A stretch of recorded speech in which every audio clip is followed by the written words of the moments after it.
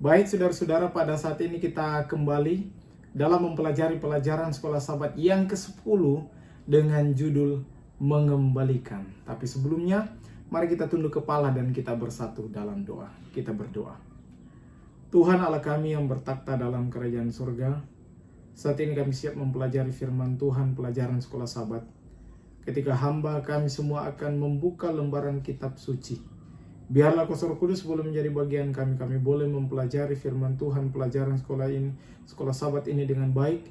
Ada aplikasi kerohanian yang boleh kami ambil, dan kiranya itu boleh menjadi motivasi dalam kehidupan kami. Terima kasih Tuhan, dalam nama Yesus. Amin. Baik saudara-saudara, penulis pelajaran sekolah sahabat pada sepanjang pekan ini, dia ambil ayat tema atau ayat hafalan dalam Wahyu 14 ayatnya yang ke-13. Firman Tuhan berkata, "Dan aku mendengar suara dari surga berkata, tuliskan, berbahagialah orang-orang mati yang mati dalam Tuhan sejak sekarang ini. Sungguh kata Roh, supaya mereka boleh beristirahat dari jerih lelah mereka, karena segala perbuatan mereka menyertai mereka." Saudara-saudara, berbicara tentang mengembalikan, itu identik dengan milik dari orang lain. Kita tidak bisa mengembalikan apa yang menjadi milik kita karena itu milik kita. Kita hanya bisa mengembalikan barang atau apapun itu kalau itu adalah milik dari orang lain. Dan saya rasa ini adalah kewajiban karena mengembalikan milik orang adalah hak mereka. Dan menjadi keharusan bagi kita untuk mengembalikan apa yang menjadi milik dari orang lain. Saudara-saudara, sepanjang pelajaran penulis pelajaran sekolah sahabat, sepanjang pelajaran sekolah sahabat kita telah membahas banyak tentang mengembalikan persepuluhan, memberikan persembahan rasa ucapan syukur di hadapan Tuhan. Dan pada sahabat ini kita akan membahas atau menyinggung, sekolah sahabat juga menyinggung tentang mengembalikan apa yang kita sudah terima dan mengembalikan apa yang sementara kita nikmati sekarang ini. Saudara-saudara, dalam pelajaran sekolah sahabat dari ayat tema atau ayat hafalan dan pendahuluan menyinggung ketika manusia sudah berada di detik-detik terakhir kehidupan mereka, ketika manusia sudah berada di masa tua, di masa dimana kita sudah tidak bisa berbuat apa-apa, apa yang kita telah terima selama kita hidup, apa yang telah kita nikmati selama kita hidup. Selanjutnya, mendekati masa-masa yang sukar atau usia tua, kadang-kadang manusia menjadi takut, dan ini memang benar. Yang pertama, takut mungkin mati karena mati terlalu cepat. Mungkin masih ada cita-cita, masih ada yang harus dilakukan di keluarga, membahagiakan orang tua dan lain sebagainya. Yang kedua, hidup terlalu lama, lebih lama dari aset tabungan. Tabungan sudah habis, kita masih hidup. Yang ketiga, mungkin karena sakit penyakit dan kehilangan segalanya. Karena sakit, dirawat dan lain sebagainya, maka semua habis dijual. Yang keempat, kelemahan fisik mental. Siapa yang akan merawat saya? Kadang-kadang ketika kita sakit, kita berpikir, kalau sudah sakit siapa yang akan merawat saya dan saudara? Hal itu yang selalu dipikirkan oleh manusia. Dan ini ditanggapi oleh Ellen White, saudara boleh perhatikan dalam pelajaran sekolah sahabat, bahwa rasa takut ini aslinya dari iblis. Saudara-saudara, Tuhan memberikan kebahagiaan, sukacita bagi kita semua. Jadi kalau rasa takut, kecemasan apapun itu berasal dari iblis. Jika mereka mau mengambil posisi yang Tuhan inginkan bagi mereka, hari-hari terakhir mereka mungkin menjadi hari yang terbaik bagi mereka. Saudara-saudara, jika mau berbahagia di hari-hari terakhir, di masa tua, di masa pensiun, atur waktu baik-baik. Ini pelajaran sekolah sahabat. Atur waktu baik-baik. Rencanakan semuanya. Semua penata layanan yang dipercayakan bagi kehidupan kita, rencanakan semuanya. Percaya kepada Tuhan. Gunakan waktu kita dengan sebaik-baiknya. Mungkin untuk berbagi dengan orang lain, berbuat kebaikan, mengelola keuangan dengan baik, bangun hubungan dengan orang lain, berbuat baik kepada sesama. Saudara-saudara, dalam pelajaran sekolah sahabat ada menyinggung beberapa tokoh Alkitab, pasal-pasal yang ada yang kita boleh pelajari, di mana akhir-akhir kehidupan dari tokoh tersebut, apa yang harus dilakukan selama dia masih hidup, dan terlebih khusus di akhir-akhir kehidupannya. Hari Minggu berbicara tentang orang kaya yang bodoh. Bahasa Alkitab menggunakan kata bodoh, orang kaya yang bodoh. Lukas 12 ayat 16 sampai 21 adalah perumpamaan yang menceritakan seorang yang kaya yang mengumpulkan hartanya sendiri. Dia berpikir dengan begitu akan membuat dia berbahagia. Dia berpikir dengan harta dunia, dengan cukup dengan harta dunia bisa membuat dia berbahagia. Yang sebenarnya apa yang dia dapatkan seharusnya gunakan itu di hal-hal yang lebih berharga, mungkin membantu orang lain atau membantu pekerjaan Tuhan. Orang muda ini, perumpamaan ini menceritakan orang muda yang sibuk mengumpulkan hartanya bagi dirinya sendiri. Tapi yang sebenarnya yang ada hal yang lebih penting. Seharusnya dia itu bagikan itu kepada orang-orang yang berkekurangan, apalagi membantu, tanda kutip, membantu pekerjaan Tuhan. Tapi kalau kita pelajari terus, ini dalam Lukas 12 ayatnya yang ke-19, firman Tuhan berkata, sesudah itu aku akan berkata kepada jiwaku, ini perkataan dari orang muda yang kaya yang bodoh ini, jiwaku, ada padamu banyak barang, tertimbun bertahun-tahun lamanya, beristirahatlah, makanlah, minumlah, dan bersenang-senanglah. Saudara-saudara, dan apa yang terjadi pada malam itu? Dia kehilangan nyawanya di akhir hidupnya ketika dia mengandalkan hartanya, bersenang-senang, sibuk menumpuk-numpukan harta dunia dan tidak memikirkan kehidupan yang kekal. Saudara-saudara, orang ini rajin mengumpulkan harta, memperkaya diri. Itu adalah hal yang benar, adalah hal yang baik. Tidak dosa kita menjadi kaya. Tetapi yang menjadi masalahnya, dia sibuk mengumpulkan harta di dunia ini, tetapi dia lupa mempersiapkan diri kita, mempersiapkan diri dia untuk kehidupan yang kekal. Maka firman Tuhan pada waktu itu di sini dikatakan dia kehilangan nyawanya. Di masa-masa akhir kehidupannya dia hilang nyawa. Tetapi firman Allah kepadanya, hai engkau orang bodoh, pada malam ini juga jiwamu akan diambil daripadamu. Dan apa yang telah kau sediakan, untuk siapakah itu nanti? Demikianlah jadinya dengan orang yang mengumpulkan harta bagi dirinya sendiri, jikalau ia tidak kaya di hadapan Allah. Saudara-saudara, malam itu juga, hari itu juga perumpamaan mencatat bahwa dia kehilangan nyawa. Saudara-saudara, ini yang saya mau sampaikan. Menjadi kaya tidak dosa. Tuhan izinkan ada orang kaya, kita kaya di dunia ini untuk membantu mereka yang berkekurangan. Yang kedua, untuk membantu pekerjaan Tuhan. Bahkan saudara-saudara kalau lihat Alkitabiah, Tuhan sengaja dia mau kita kaya. Saudara boleh cek itu dalam Imamat 3 ayatnya yang ke-10. Aku akan mencurahkan berkat padamu. Ini saudara-saudara Alkitabiah. Orang kaya ada di dunia ini diizinkan Tuhan untuk berbagi, untuk membantu pekerjaan Tuhan. Tetapi kaya hanya di dunia ini saja tidak cukup. Marilah kita memperkaya diri kita dengan pengetahuan tentang Allah. Kaya di dunia ini tidak cukup. Itulah sebabnya kita harus memperkaya diri kita dengan pengetahuan tentang Allah. Memperkaya diri kita tentang kebaikan Tuhan. Memperkaya diri kita dengan melakukan kebaikan di akhir-akhir hidup, di mana Tuhan telah percayakan dalam kehidupan kita. Kita gunakan itu hal-hal yang positif, yang terbaik. Jangan sama seperti orang kaya yang bodoh, banyak uang, banyak doi, bahasa Manado bilang, tapi dia gunakan semuanya untuk dirinya sendiri. Dia lupa memikirkan masa depan, masa yang akan datang. Pelajaran sekolah sahabat di sini menanggapi ada beberapa hal yang harus dilakukan di masa-masa hidup ketika manusia boleh menikmati berkat Tuhan. Yang pertama, tetap produktif. Saudara selagi masih hidup produktif. Lakukan apa hal-hal yang baik, yang benar, yang positif.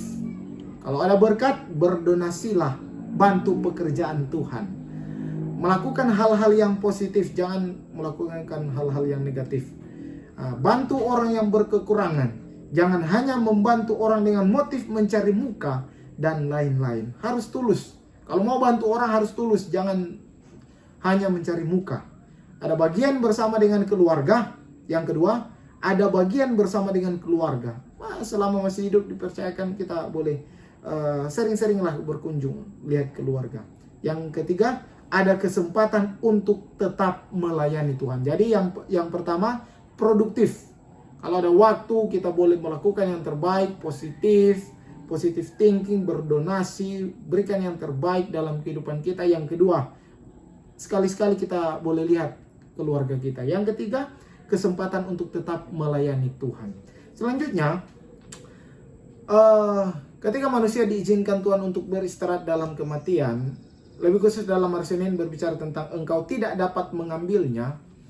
Dari beberapa ayat yang kita boleh pelajari dalam Wahyu, Mazmur 49 ayat 17, 1 Timotius 6 ayat 7, dan saudara perhatikan dalam pelajaran sekolah Sabat, ada beberapa ayat yang disinggung, merupakan fakta bahwa sesudah manusia mati, entah hartanya atau uangnya ratusan juta, miliaran, rumahnya besar sekalipun mau 30 kali 40 meter, mobilnya banyak, toh pada akhirnya saudara-saudara tidak akan dibawa ke dalam kubur kalau manusia itu mati.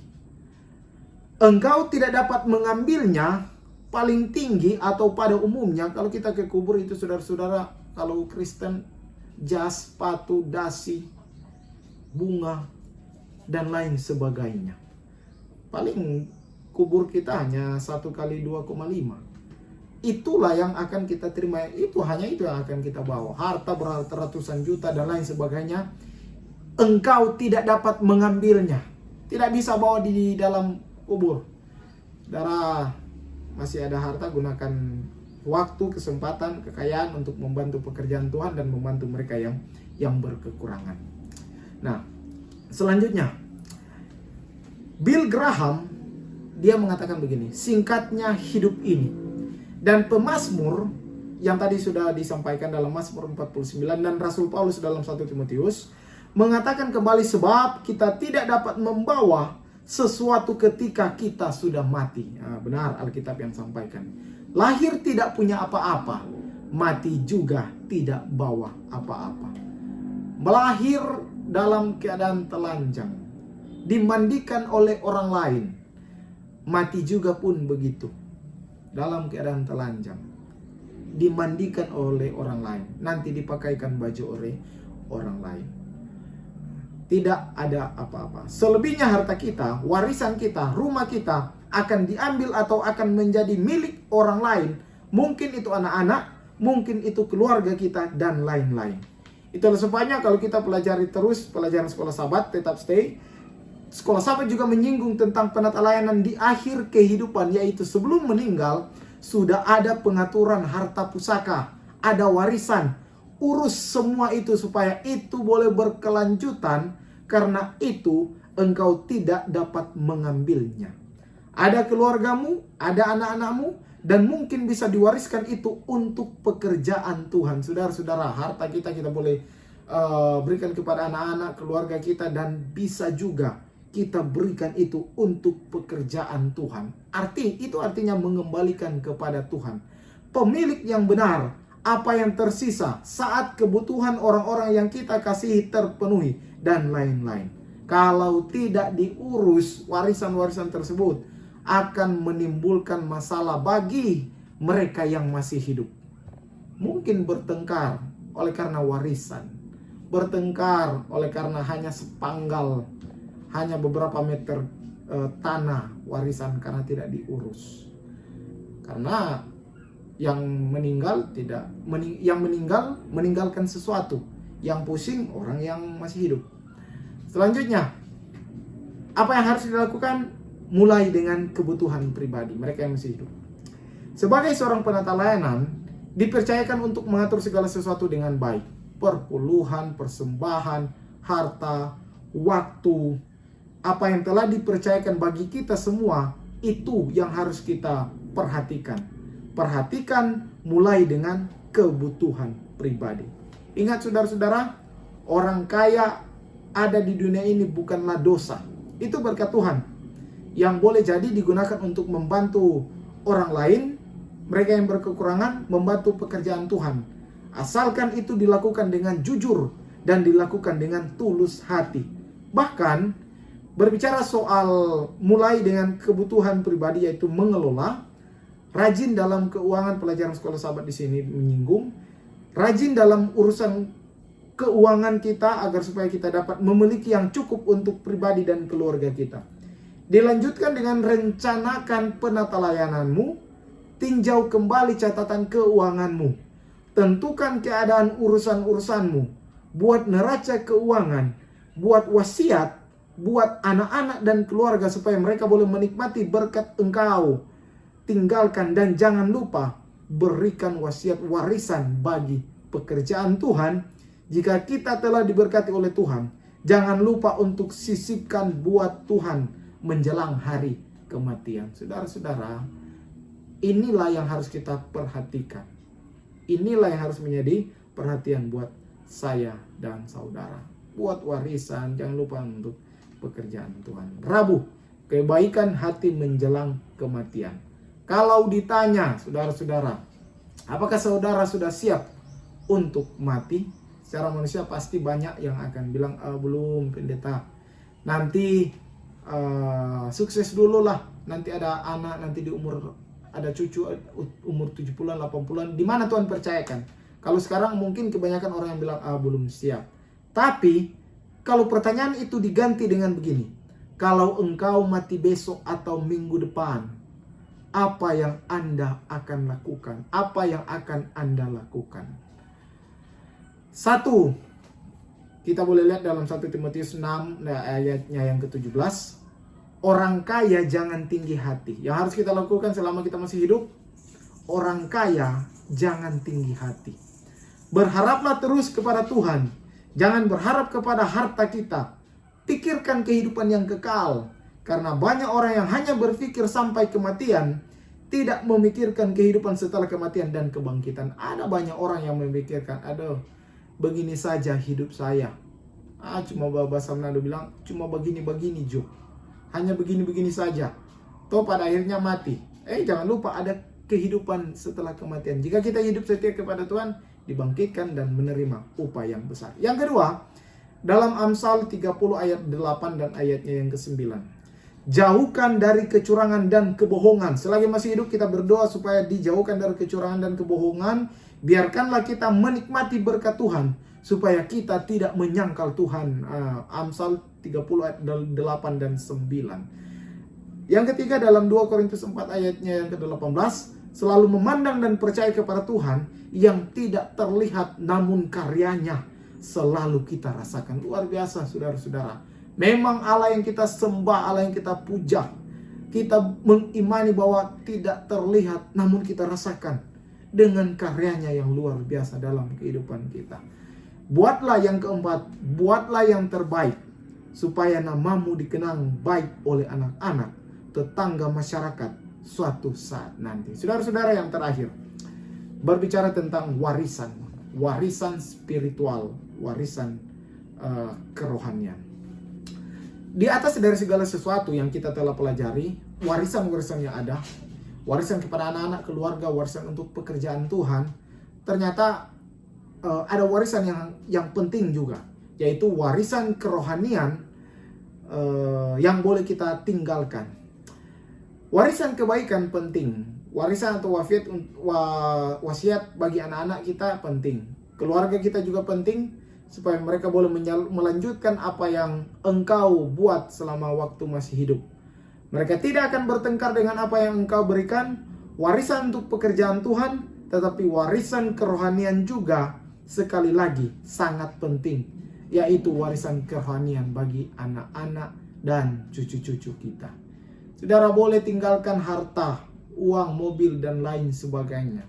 Saudara boleh memberikan berdonasi untuk pekerjaan Tuhan, tapi jangan lupa warisan kerohanian. bagi anak-anak, dan bagi cucu-cucu. 3 Yohanes 1 ayatnya yang ke-14 adalah ayat yang luar biasa. Bagiku tidak ada sukacita yang lebih besar daripada mendengar bahwa anak-anakku hidup dalam kebenaran. Oh, luar biasa. Sungguh enak, luar biasa. Di saat kita setia dalam memberikan perpuluhan, persembahan, setia beribadah kepada Tuhan, penata layanan, membantu pekerjaan Tuhan dan bantu orang yang berkekurangan, di saat itulah, garis bawahi, di saat itulah kita sementara memberikan warisan kesetiaan rohani, kebaikan bagi keluarga kita, dan mereka pasti akan melihat, oh, inilah orang tua kita yang setia di hadapan Tuhan.